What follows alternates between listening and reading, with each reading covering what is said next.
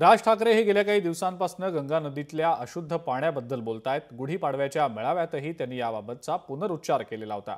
आता त्यावरून शिवसेनेचे नेते समाधान सरवणकर यांनी दादरमध्ये एक बॅनर लावला आणि त्यातून राज ठाकरेंना आणि मनसेला डिवचण्याचा प्रयत्न केलाय आणि यावरून आता मनसे आणि शिवसेनेमध्ये चांगलीच जुंपल्याचं पाहायला मिळतंय।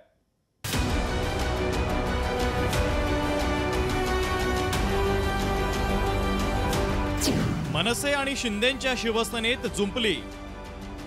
सरवणकरांनी लावला सेना भवनासमोर फलक। सरवणकरांच्या फलकावरून मोठा वाद। आमच्या बाळा नांदगाव इथे त्या ह्याच्यात घेऊन आले, काय ते छोट्याशा कमंडलूमधनं पाणी घेऊन आले। म्हटलं मी नाही पिणार। श्रद्धेला पण काय अर्थ आहे की नाही? एक नदी या देशामधली स्वच्छ नाहीये। या सगळ्या श्रद्धा अंधश्रद्धेतनं बाहेर या जरा सगळ्यातनं, डोकी हलवा नीट। राज ठाकरेंनी कुंभमेळा आणि गंगा नदीच्या अशुद्ध पाण्यावरून ही टिप्पणी केली आणि त्यावरून मोठा वाद झाला। आता पुन्हा यावरून शिंदेंच्या शिवसेनेचे नेते समाधान सरवणकर यांनी शिवसेना भवनासमोर एक भला मोठा फलक लावलाय आणि त्यावर गंगाजल शुद्धच आहे, पण काहींच्या विचारांचं काय असा सवाल विचारलाय।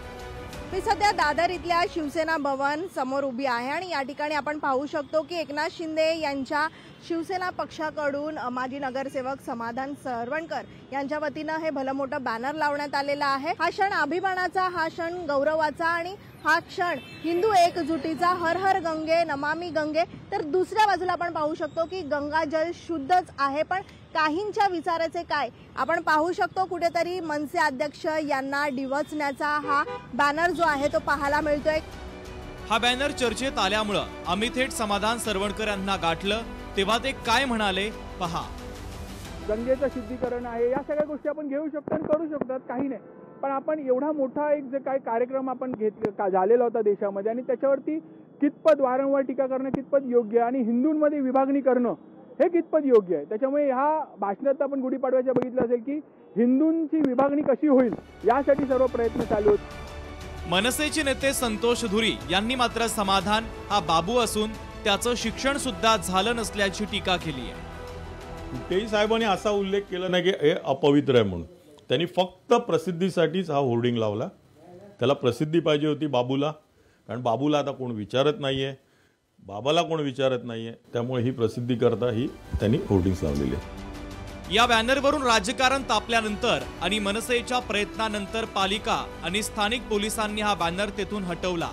मात्र येत्या काळात शिंदेंची शिवसेना आणि मनसेमध्ये नवा वाद पुन्हा एकदा पाहायला मिळणार का, अशीच चर्चा राजकीय वर्तुळामध्ये रंगलेली आहे। मीनाक्षी म्हात्रे, लोकशाही मराठी, मुंबई।